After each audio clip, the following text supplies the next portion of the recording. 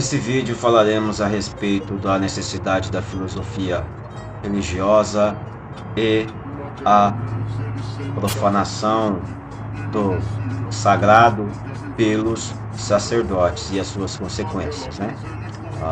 O corrompimento dos sacerdotes e suas consequências para a filosofia religiosa. Então, a filosofia religiosa, ela tem uma necessidade enorme para qualquer sociedade no mundo. Não é por quê? Porque a filosofia religiosa será um meio de, vamos dizer assim, de controle social, de fato será, mas ela será um meio de controle social não por imposição ou por coerção, diferente das leis estatais, vamos dizer assim, das leis positivadas, né? Porque a lei ela visa tentar mudar uma realidade, não é isso? A finalidade da lei é essa, né? Compreende? Só que o que acontece? A lei ela só vai ser cumprida, né? Ou pela força, obviamente, ou por ser um ideal dos indivíduos ou da sociedade, um costume da sociedade. Então não adianta nada o cara rabiscar num papel lá uma lei aleatória se aquela lei vai contra ou não está de acordo com os costumes de uma sociedade, compreendem? Compreende isso? É a mesma coisa que você escreve lá, é proibido furar sinal vermelho na lei de trânsito. Tá, é proibido. Mas essa lei realmente impede as pessoas de furarem sinal de trânsito, por exemplo, no Brasil? Não. É proibido ficar sem dar seta. Você consegue compreender? Quer dizer, essa lei consegue realmente impedir? Não consegue. Por quê? Porque o costume do povo brasileiro, especificamente no trânsito, é outro, né? Conseguem compreender isso? Então, a lei ela não vai ter essa aplicabilidade de forma prática se não estiver de acordo com o ideal, com a moral, com a ética das pessoas, né? Então, circunstancialmente, ela vai ser aplicada à força, né? Pela violência, onde o Estado irá fazer violência ou coagir as pessoas a obedecerem em determinadas circunstâncias aquela lei que ele rabiscou num papel, onde as próprias pessoas do juspositivismo, elas rabiscam e nem elas mesmas cumprem. Então, vou falar também a respeito disso, da importância de se cumprir, ou seja, de ação, a demonstração ativa, né? Porque a lei ela ganha poder quando as pessoas cumprem ela, compreende? Porque só escrever ou só saber dela também não tem nenhuma utilidade prática, consegue? Assim é também com a filosofia religiosa. Você pode falar que é cristão, por exemplo, mas se você não pratica os mandamentos, vamos dizer assim, os preceitos cristãos, então você só é um cristão de boca. E aí entra a profanação, né? Entra o desmérito pela profanação. Então a filosofia religiosa, ela tem uma grande importância porque não houve nenhuma sociedade no mundo até hoje, desde os mais remotos tempos até hoje, em que a sociedade não fosse movida ou estruturada por uma filosofia religiosa, independente de qual tipo de filosofia, se vai ser cristianismo, se vai ser budismo, se vai ser satanismo, se vai ser independente da filosofia. Todas as sociedades, tanto antigas quanto modernas ou contemporâneas, tiveram como base nos seus preceitos até do juspositivismo, né? Ou da lei civil law, chamado de civil law, a filosofia religiosa. A filosofia religiosa é a mestra de todo conceito moral, ético de uma sociedade, de um povo, de uma região, etc, etc, etc. Vai ter suas variáveis, obviamente, né? Por exemplo, um país como o Brasil multicontinental, né? Então vai ter regiões onde algumas coisinhas pequenas vão ser mudadas ou alterados os costumes, né? Então, a filosofia religiosa sempre teve essa importância ao longo da história da humanidade e vai continuar tendo. Sabem por quê? Porque essa é uma necessidade, como eu disse, é uma necessidade de uma sociedade, de um povo, de uma nação, de uma lei, vamos dizer assim, uma mestra de algo superior a nós. Esse algo superior a nós será, obviamente, Deus ou os deuses, se vocês preferirem. Então, o indivíduo vai ser ensinado a ele essa regra, essa filosofia moral, religiosa, através do seio da família dele. Concordam comigo? A família, ela vai constituir um loco ou um bloco com a religião. Consegue compreender? Então, família e religião, elas andam de mãos dadas. Sempre foi assim e sempre será. Se você enfraquece a família, obviamente você enfraquece a religião e, consequentemente, você enfraquece a moral. E isso em larga escala, toda a sociedade se corrompe. Se você enfraquece ou vitupera a religião, automaticamente você vitupera e enfraquece quem? A família. Isso em larga escala irá prejudicar toda a sociedade. Uma pessoa, por exemplo, ela rouba ou não rouba por causa pela filosofia religiosa, por filosofia moral, né? Coexistem as duas, religião e filosofia religiosa e filosofia moral coexistem de forma irmanada.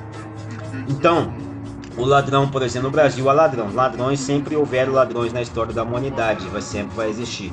O que acontece é que a gente tem que deixar essa proporção mínima possível.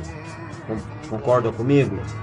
Então, o ladrão ele rouba simplesmente porque ele não está enraizado totalmente dentro de uma filosofia religiosa moral ou ética, se vocês preferirem.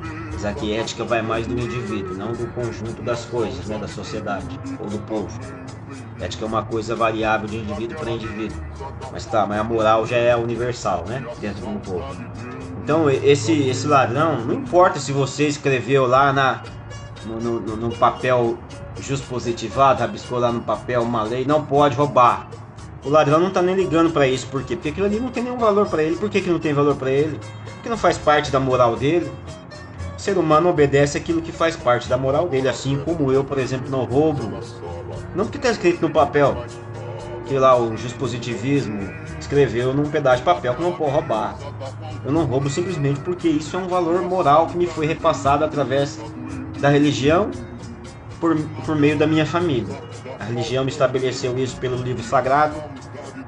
Eu nasci numa família católica, obviamente, como a maioria do povo brasileiro. Não sou católico, mas nasci numa família católica. Tenho muito respeito pela filosofia, por encaro que ela é boa. Então essa família católica me repassou esses valores. Compreende? Então isso para mim é um tesouro para mim, é uma coisa pessoal, é um ideal para mim. Eu não roubo porque está escrito no papel, mas porque meu avô, minha avó, minha mãe, eles me ensinaram que não pode roubar. Conseguem compreender isso? Então essa é a muita da necessidade da filosofia religiosa e a muita necessidade da família, né? Dessa irmandade da família com a filosofia religiosa. Agora nós vamos para os sacerdotes da religião, aqueles que devem conquistar o povo, vamos dizer assim, dar o exemplo para o povo, né? Para os seus, vamos dizer assim, para os fiéis, o sacerdote. Então, se o sacerdote se corrompe, logo a filosofia religiosa em si também é corrompida. Por quê? Porque ele não está dando um exemplo. O sacerdote, ele tem que dar um exemplo para os seus fiéis em prol do fortalecimento da própria filosofia religiosa. Porque se eu falo e não cumpro, não adianta nada, porque falar até papagaio fala. Vocês conseguem compreender isso? Inclusive, essa profanação da própria filosofia religiosa, isso causa um desrespeito até para aqueles que não fazem parte da própria religião. Vamos usar um exemplo bem fácil, de fácil entendimento. A filosofia religiosa cristã evangélica, por exemplo, ou a católica, se vocês quiserem também. né? Tem pequenas diferenças aí, mas a base é a mesma. Tá, o sacerdote católico, se ele começa a profanar a filosofia da qual ele deveria cumprir, a filosofia religiosa cristã católica, o que acontece? As pessoas que estão dentro dessa religião vão ver essa profanação e automaticamente elas vão entrar em descrédito com a própria filosofia religiosa, com a própria religião. Consegue compreender? E as pessoas que estão fora dessa religião, por exemplo, um umbandista, um macumbeiro, um satanista, ou qualquer outro, um ateu, qualquer outra pessoa que está fora da religião e vê um sacerdote católico ou um sacerdote evangélico profanando a religião, de modo que até eles mesmos se sentem desrespeitados, vamos dizer assim, de forma indireta, porque está sendo profanada a religião. Então, essa religião entrará num descrédito, entrará num total escárnio, sabe? É a mesma coisa que você pegar um pastor evangélico que prega lá como se deve viver de acordo com a filosofia religiosa cristã, e esse pastor é um picareta, ele não vive de acordo com aquilo que a filosofia religiosa dele prega, ou seja, ele está profanando a filosofia religiosa.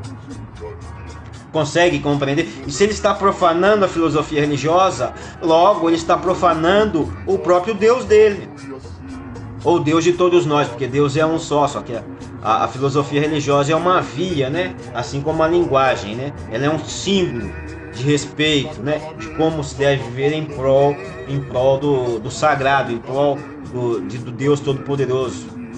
Compreendem isso?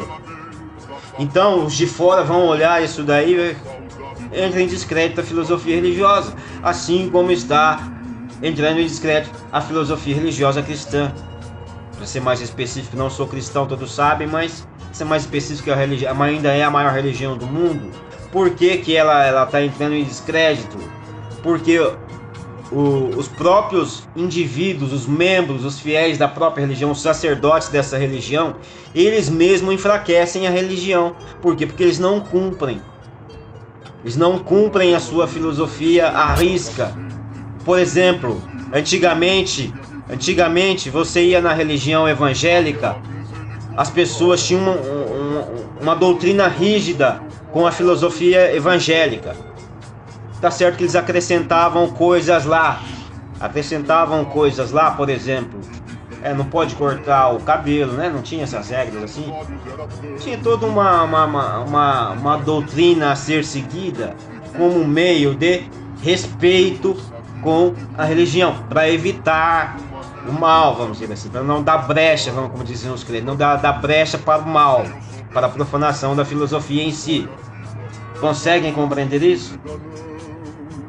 Então as igrejas criavam aquelas doutrinas, né, para proteger a religião. Então as pessoas cumpriam aquela doutrina e os de fora não viam e às vezes achavam até exagerado. Eles criticavam pelo excesso de vigilância com a doutrina, não é? Aí o que aconteceu? Os sacerdotes da religião, primariamente, lógico, tudo começa de cima para baixo, né? Nessa questão filosófica, a profanação começa de cima para baixo, não de baixo para cima. Consegue compreender? A religião, os sacerdotes da religião começaram a dar brecha, a enfraquecer. Deixou uma filosofia, um preceito daqui, um preceito de lá, um preceito de acolá. O que aconteceu? Foi enfraquecendo a filosofia religiosa e consequentemente enfraquecendo a religião. E as pessoas que estavam fora disso, que não faziam parte daquela egrégora, ou daquela religião, ou daquela vertente, entendem que aquilo é uma profanação e começam a escarnecer dos sacerdotes e consequentemente da religião. Conseguem compreender isso? Vocês conseguem compreender isso? E há as pessoas que de forma planejada e pensada, arquitetada, infiltraram-se nas egrégoras dessa religião em específico, o cristianismo, tanto na vertente católica quanto na vertente evangélica, justamente com o intuito de profanar a religião e assim ensinar as suas ações aos fiéis, vamos dizer assim, de modo que os fiéis copiam o seu líder religioso, o seu sacerdote. conseguem compreender isso? E daí os de fora viram a religião toda ser enfraquecida, assim como é com os pastores evangélicos, não com todos, obviamente, mas com Silas Malafaia, Infeliciano, Edir Macedo, etc, etc, etc. Surgiu um escândalo lá, o cara se envolveu no escândalo. O que acontece? Profanação da filosofia religiosa. E os de fora julgarão aqueles que estão dentro. Você consegue entender isso? Pela essa profanação. Aí de modo que o cristão e o sacerdote cristão fica em descrédito com os de dentro e com os de fora. De modo que ele não tem mais aquele poder de pedir para alguém cumprir a filosofia se ele mesmo não cumpre. Consegue compreender? Volto a dizer assim como dizia o meu avô. A palavra mostra a direção e o exemplo puxa. Consegue compreender? Então se eu falo para você, não roube, mas eu não cumpro isso, e eu estou roubando, logicamente a direção que eu te mostrei, ela perde força, porque não estou cumprindo. Se o sacerdote fala, não saia com mulher casada, não, e o sacerdote se envolve no relacionamento extraconjugal, onde a filosofia religiosa dele mesmo condena, consegue compreender? Então ele está profanando a religião. E os de fora, que não adotam essa filosofia, também entenderão que isso é uma profanação de forma inconsciente ou até consciente, e se sentirem mal com aquilo. E se você não se sente mal, por exemplo, mesmo você não sendo evangélico, ou não sendo católico, quando um sacerdote católico ou um sacerdote evangélico, né, se profanam a religião com casos aí de pedofilia, roubo, etc, etc, etc. Compreende? Então, lógico, tudo isso também, como disse anteriormente, foi orquestrado por um grupo para enfraquecer a filosofia. Se você enfraquece uma filosofia, logicamente você enfraquece toda a estrutura de uma egrégora, não só religiosa, assim como de uma empresa também, ou de um país. Consegue compreender? Porque tudo começa na filosofia. A filosofia que você adota é a filosofia que irá guiar suas ações dentro da existência. Consegue compreender isso? Consegue? Mesmo que você não profane ainda assim a estrutura física, você profanou a estrutura filosófica que dá a base a tudo, né? Você profanou, então você corrompe toda uma empresa ou toda uma egrégora espiritual, religiosa. Consegue compreender? Independente da filosofia ou da egrégora religiosa.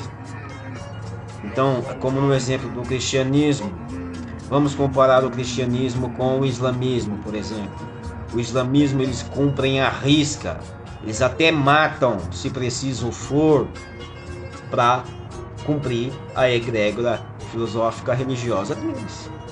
Por isso que a filosofia religiosa deles é muito mais forte que a filosofia cristã, porque os cristãos não cumprem a filosofia religiosa dele. Eles se tornaram cristãos progressistas. Eles deixaram uma outra filosofia, uma outra maneira entrar dentro da filosofia deles e enfraquecer a filosofia deles, e profanaram a filosofia deles. E os que estão de fora veem aquilo e veem que a filosofia está sendo profanada. Então o que acontece? Esses também que lutam para o enfraquecimento do cristianismo, automaticamente estão lutando para o fortalecimento do Islã. Porque se você tira uma filosofia, outro vai ocupar o espaço. Se você enfraquece uma que é um muro de proteção, né? É como eu estou falando em específico, né? No caso do cristianismo, não sou cristão, mas defendo muito a filosofia cristã. Sou muito a favor da filosofia cristã, ainda que haja algumas discordâncias com a simbologia, com a teologia cristã, mas a filosofia moral eu defendo muito. Eu defendo que ela fique forte, não que ela enfraqueça. Porque isso é bom para mim também. Porque se eu enfraqueço a filosofia cristã, eu enfraqueço a minha filosofia. Porque, como eu disse, eu fui criado numa família católica. Eu tenho base moral católica, judaico-cristã. Consegue compreender isso? Então, se eu enfraqueço a filosofia cristã, automaticamente eu fortaleço a outra filosofia, que é o Islã. Que essa vai crescer e vai tomar o lugar do cristianismo. E tomando o lugar do cristianismo, obviamente, isso vai corromper tudo aquilo que eu acho que é bom. Consegue compreender isso? e automaticamente eu vou padecer também, porque a filosofia religiosa do Islã é muito mais severa que a do cristianismo.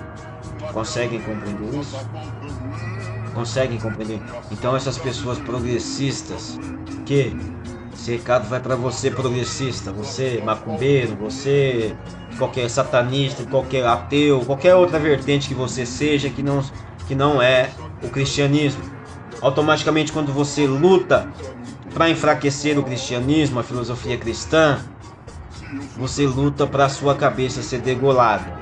Porque se você enfraquece o cristianismo, as pessoas vão ter a tendência, vai criar uma desordem na sociedade. Você consegue entender isso? Ao criar essa desordem, as pessoas vão olhar para outra filosofia mais forte que tem ordem, que é no caso do Islã. E elas vão começar a aderir àquela filosofia, de modo que aquela filosofia religiosa moral vai ser introduzida no lugar do cristianismo, vamos dizer assim. E você que é ateu, macumbeiro, satanista, luciferiano, maçom, diabo que você seja, você vai ser o primeiro a padecer com a entrada dessa filosofia. Você consegue, porque isso não tolera, você que é homossexual, você que é baitouro, você que gosta da viadagem, você vai ser o primeiro a ser decapitado pela filosofia islâmica. Você consegue entender? Então vocês não deveriam nem reclamar da filosofia religiosa cristã, no caso. Vocês teriam que gostar da filosofia religiosa e tentar fortalecer ela, não desmerecê-la. Vocês conseguem entender isso? É uma coisa básica, isso é básico, questão de lógica elementar.